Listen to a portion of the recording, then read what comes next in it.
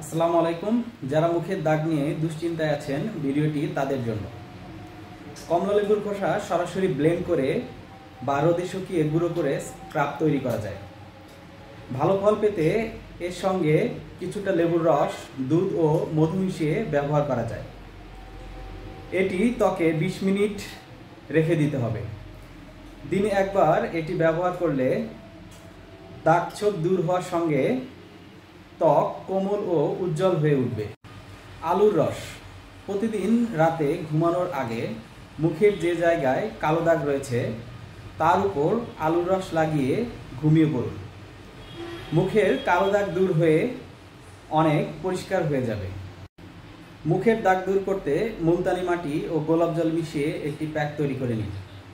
সন্ধ্যার পর অবসরে এই প্যাক ম্যাসেজ করে 30 মিনিট শুকাতে দিন। এরপর পরিষ্কার পানি দিয়ে মুখ ধুয়ে ফেলুন। পাকা পেঁপে ত্বকের দাগ দূর করতে বেশ কার্যকর। এর সঙ্গে দুধ ও মধু মিশিয়ে ব্যবহার করলে ভালো ফল পাওয়া যায়।